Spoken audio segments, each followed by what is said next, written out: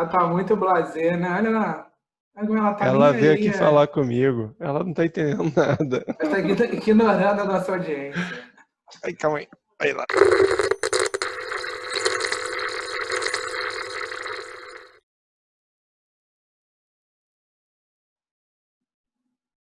Sejam bem-vindos de volta ao Quintal do Cinema, após um breve ato. Estamos aqui de volta no novo formato, nosso programa agora quinzenal, sempre com papo de cinema ou de série, com quem gosta, com quem entende do riscado.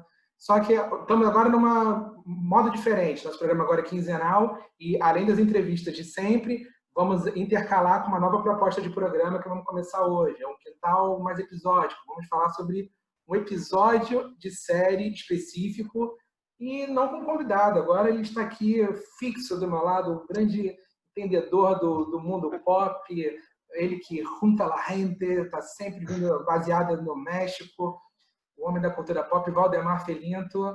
E aí, Valdemar, como é que você está? Muito bem, obrigado pela introdução. Eu sou um gastador de tempo vendo série, isso sim, eu não sou especialista não. Eu estou aqui para dar meu ponto de vista como leigo, mas um consumidor voraz de séries. Investidor de tempo, você não é um gastador de tempo, é um Depende da investimento. série, depende muito da série. Por exemplo, A Casa das Flores, aí o que você diz? É Pode, gastador. é uma próxima programa talvez, né? O objetivo do programa, a nossa proposta aqui, esse programa meu com o Valdemar, é a gente falar sobre um episódio determinado de uma série. A gente não vai dar spoiler sobre a série como um todo, mas vamos falar sobre tudo que ocorreu no episódio. E para começar, nós escolhemos assim aleatoriamente a melhor série de todos os tempos, chamada The Wire, aqui na HBO A Escuta também chamada. Vamos falar sobre o primeiro episódio, o piloto, também conhecido como The Target, embora não seja considerado um dos melhores episódios da série, é bom que já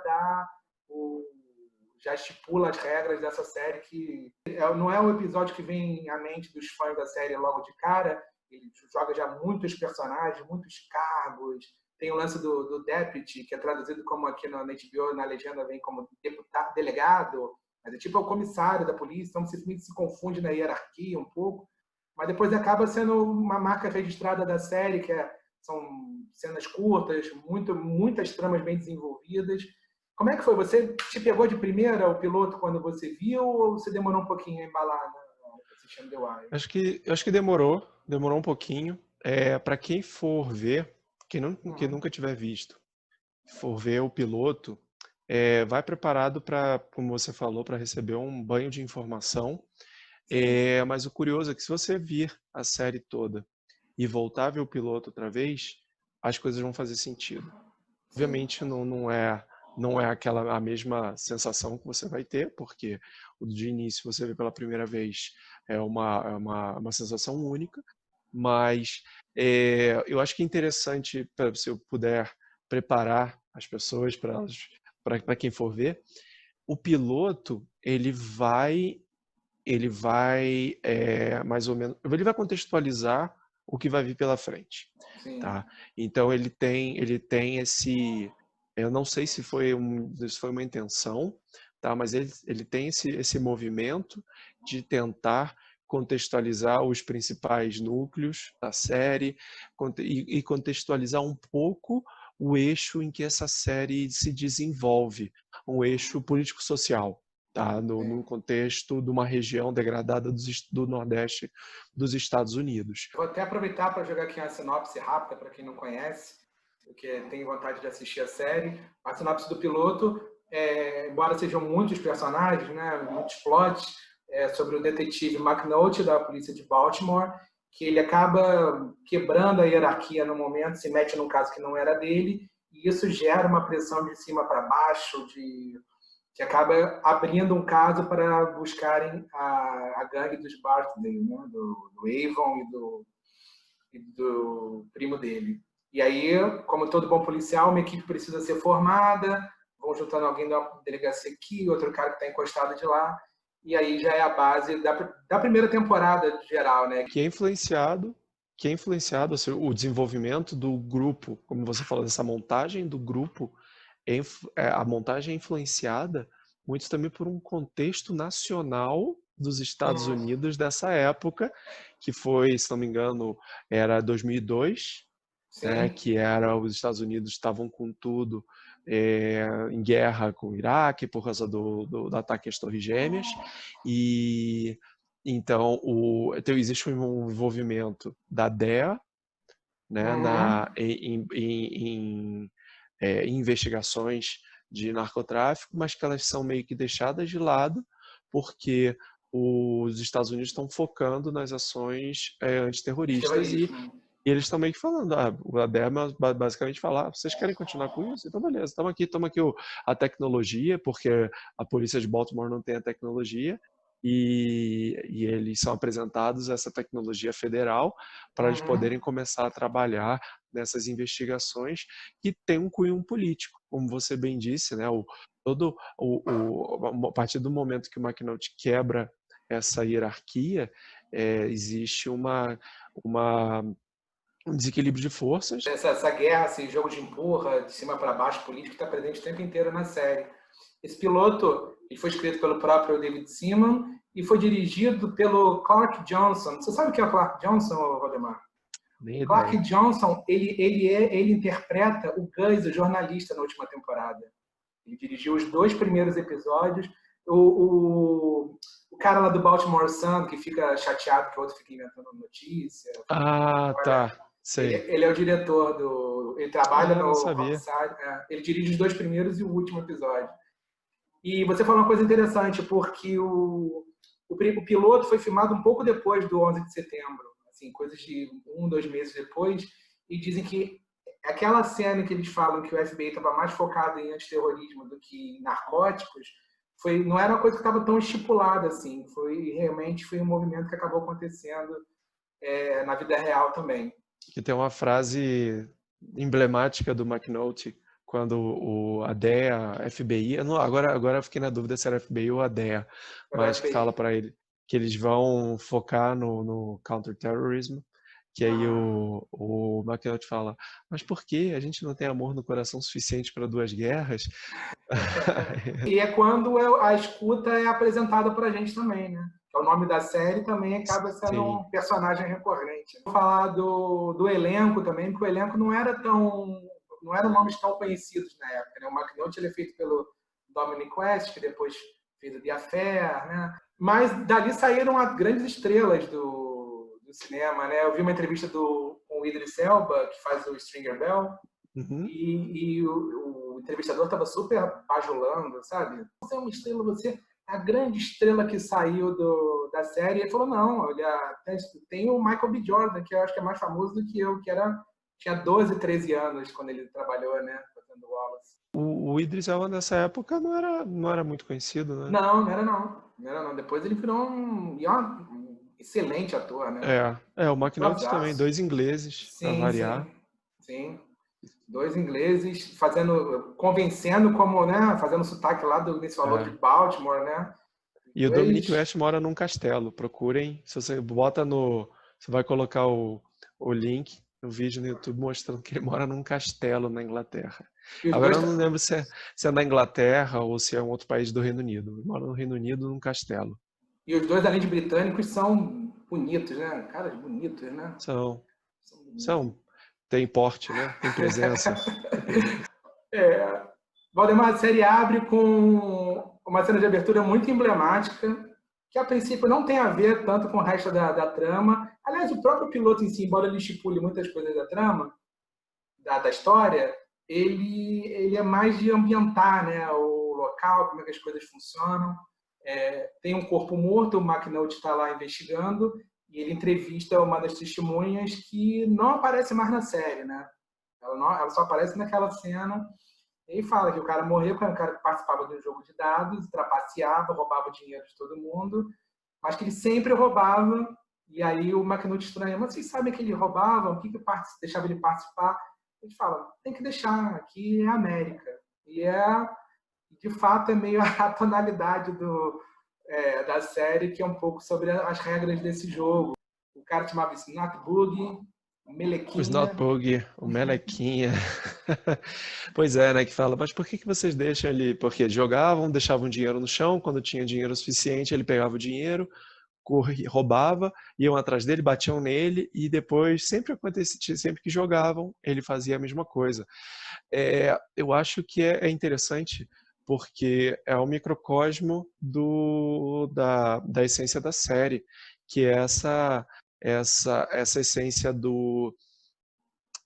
de fugir do maniqueísmo do mocinho bandido, né? Uhum. Tem um lado que tá certo, um lado que tá errado, um lado que luta pelo bem, um lado que luta pelo mal, mas que são duas forças que se reconhecem como jogadores É legal. dessa relação de poder. Uhum. Então você acaba tendo um reconhecimento do papel do outro, né? Então a polícia ela acaba ganhando relevância, ganhando poder, ganha verba, tem as cabeças que acabam subindo em cargos políticos, e isso só acontece porque existe naquela cidade um narcotráfico forte, e o narcotráfico forte só existe porque que é proibido, e então são dois é,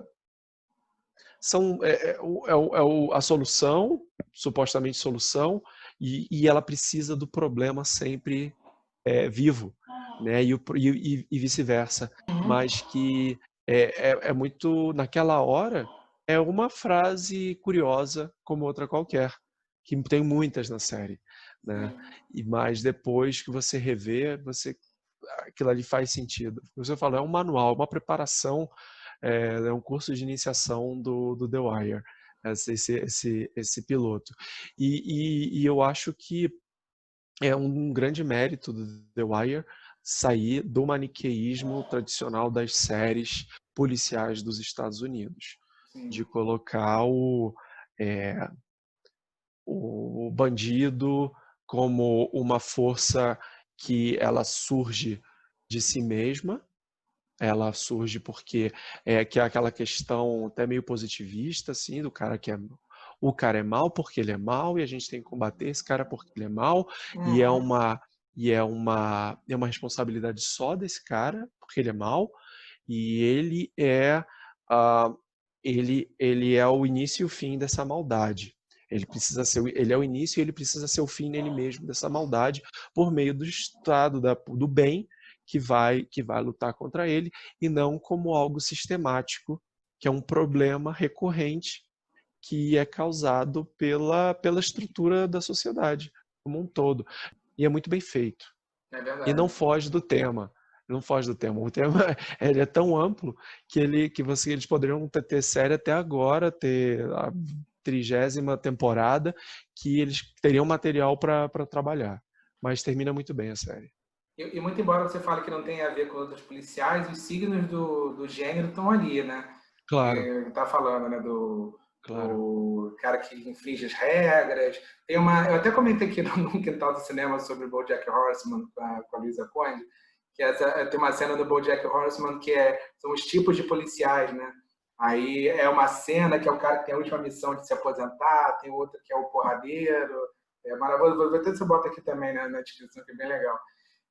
Mas apresenta muito ambiente, exatamente, sobre a série, essa abertura. E embora o McNulty esteja ali entrevistando, não é bem sobre ele. O que eu acho que a gente revela, o que revela mais o McNulty ao longo do piloto é a relação dele com o Bank, né, com o parceiro dele, que começa como parceiro dele na Homicídios e depois o McNulty é designado para participar do time lá da Força Tarefa.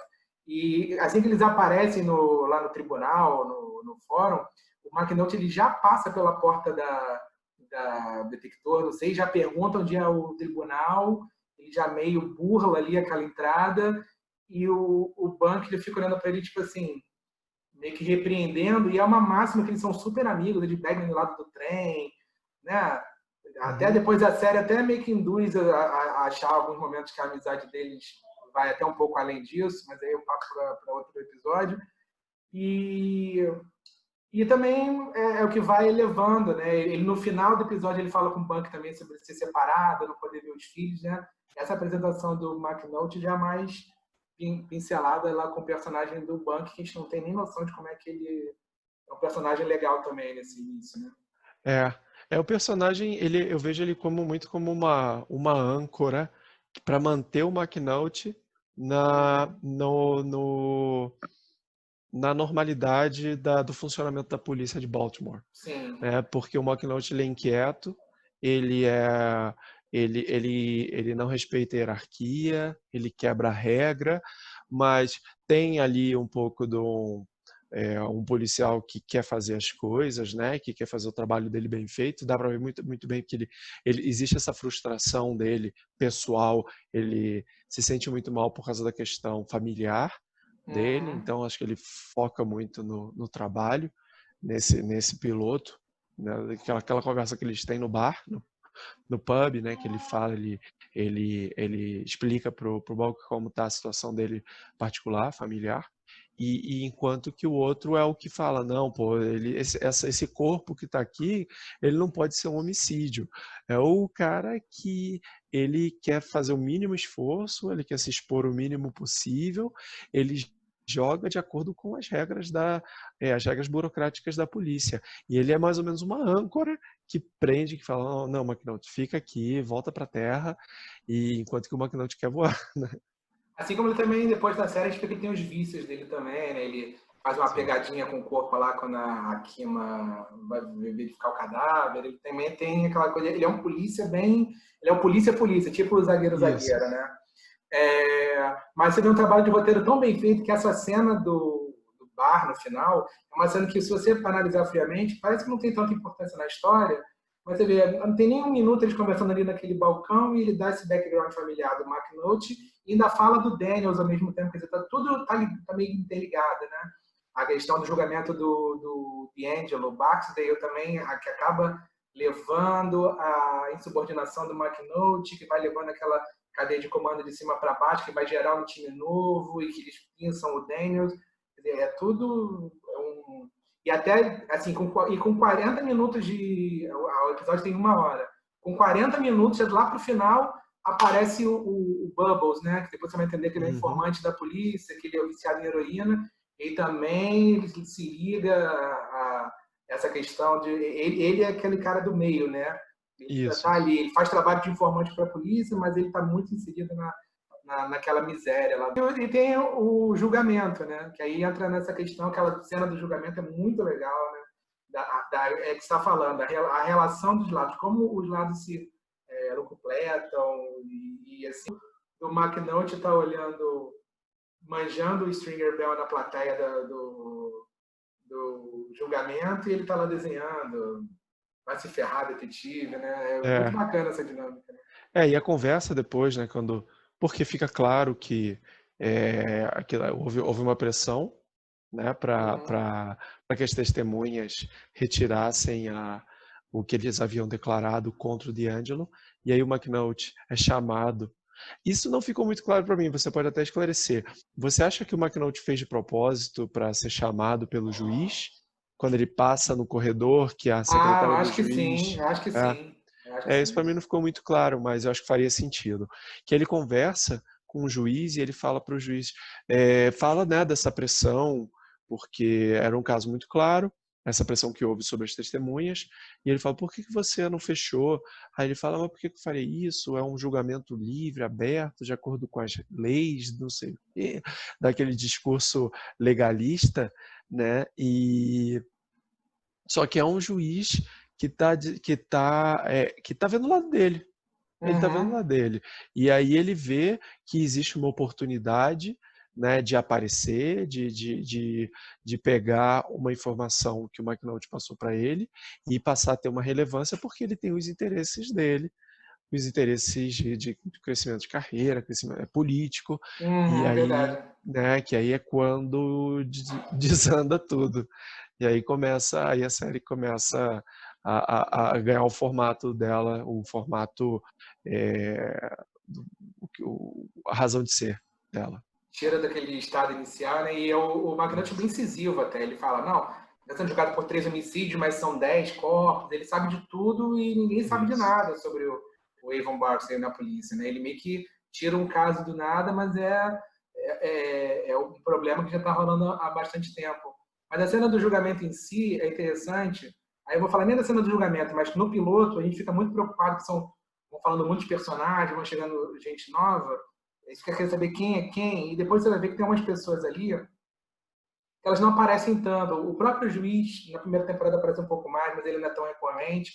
O detetive responsável pelo caso, que é acho que é o Barlow, o nome dele, não sei, que é o careca, que ele fica todo correndo, ele também não tem, ele é quase irrelevante na série, ele volta na última temporada, depois também tem muita importância. Então, assim, é a apresentação mais daquele ambiente, de como eles são poderosos ali, a organização do Barksdale na área. Sim.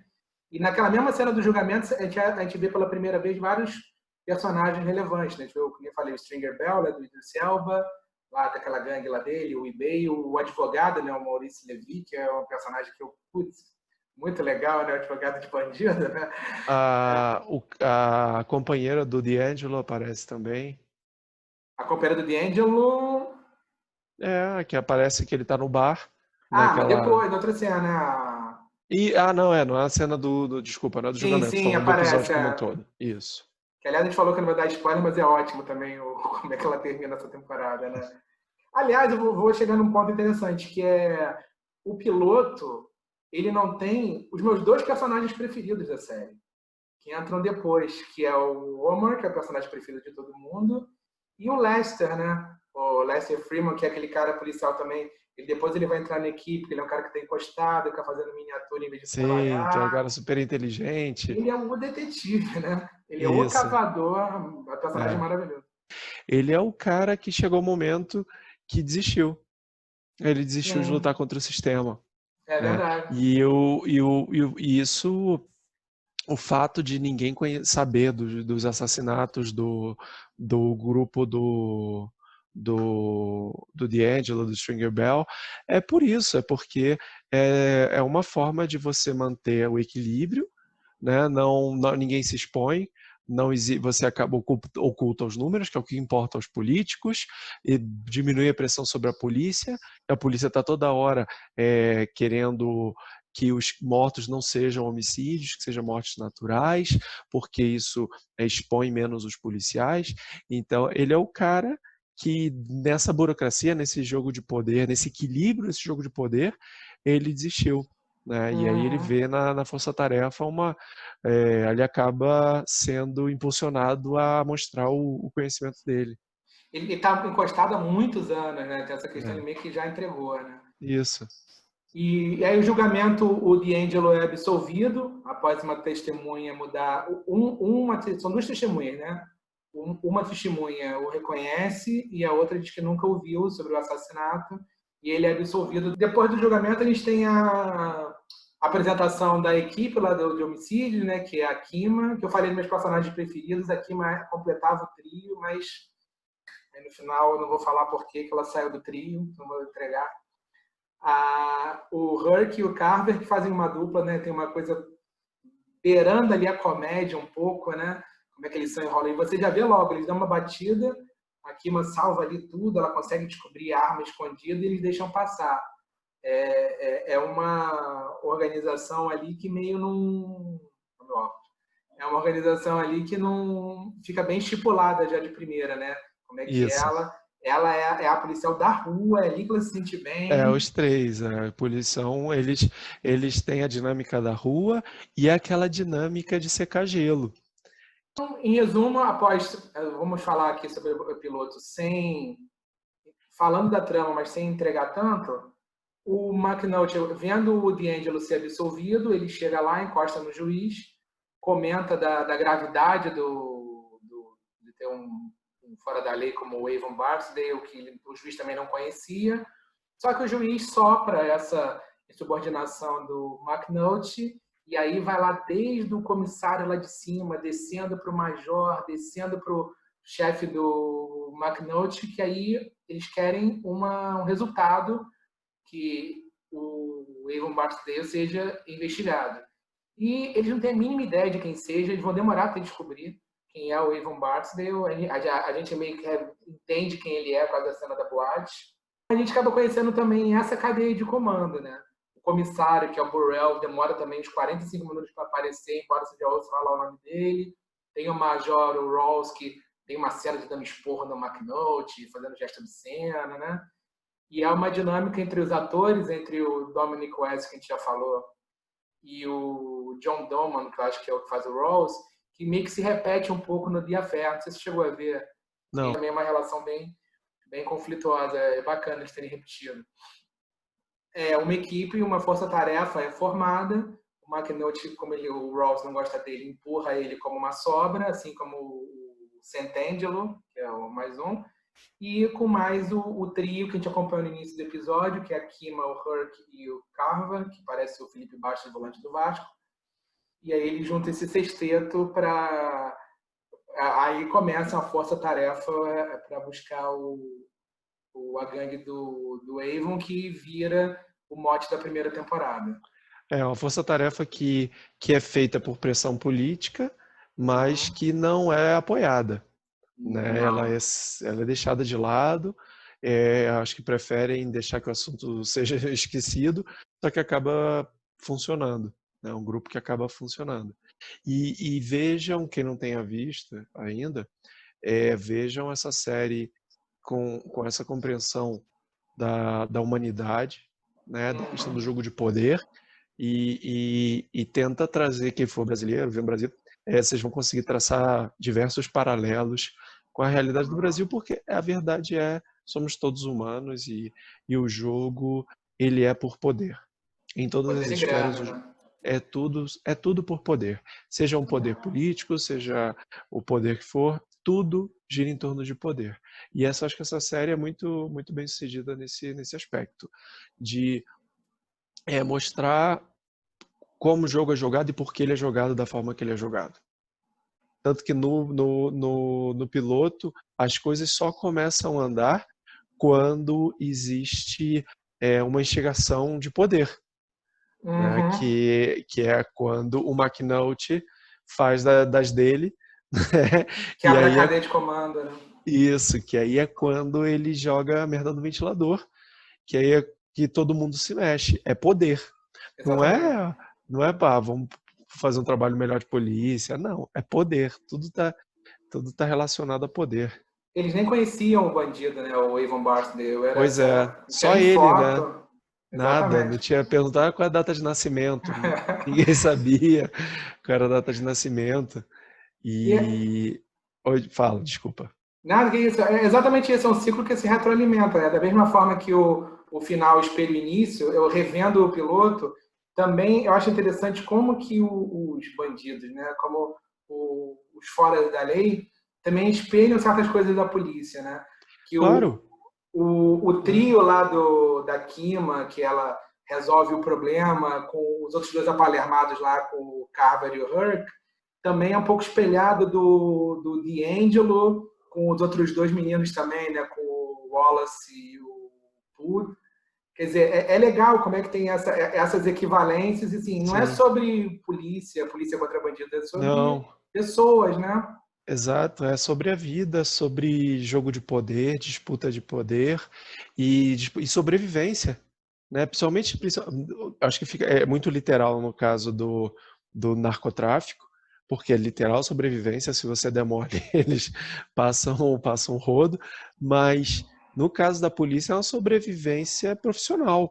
E o livro que o David Simon participou, de não ficção, que era o Homicide, gerou uma série também que eu não conhecia, chamada Homicide, e também tinha essa vibe de ser mais procedural, e que tem vários personagens, atores que estão no The Wire também. No The Wire ele conseguiu construir de uma maneira, você falou bem, né, que retrata a cidade toda. Então cada temporada retrata um negócio, né? Isso. Retrata os bandidos, a questão do combate às drogas na primeira, a questão portuária, da economia no segundo, a escola na quarta temporada.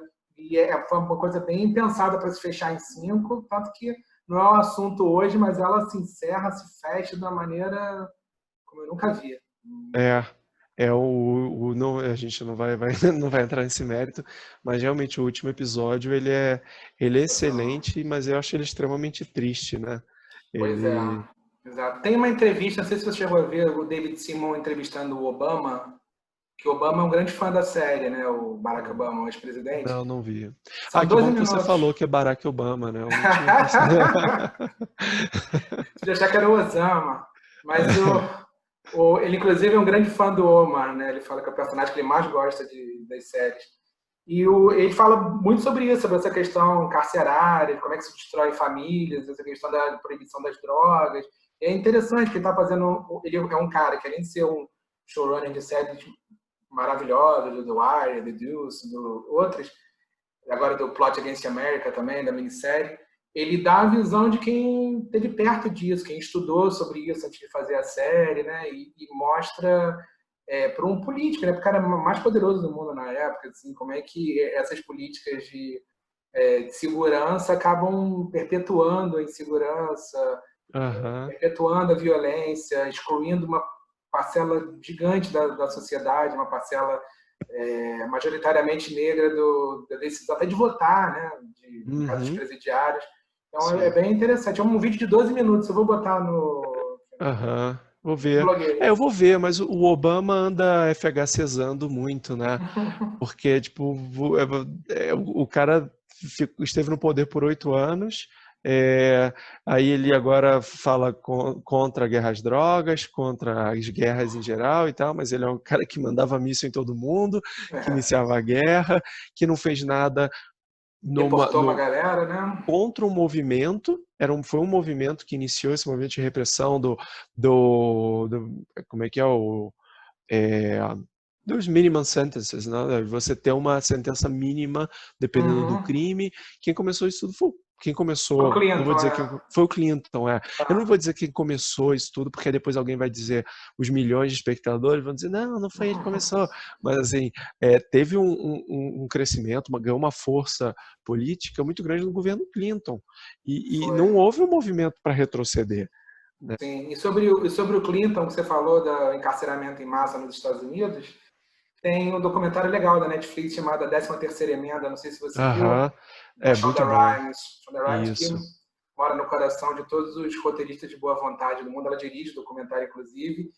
E também tem um clipe, olha as referências culturais pingando aqui, tem um clipe do Win Butler, que é do Arcade Fire, que é bem legal, é recente.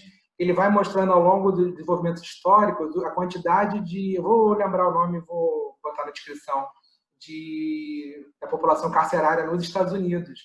E você vê que, assim, os Estados Unidos é um número muito absurdo, mas o Brasil acho que é o segundo ou terceiro também.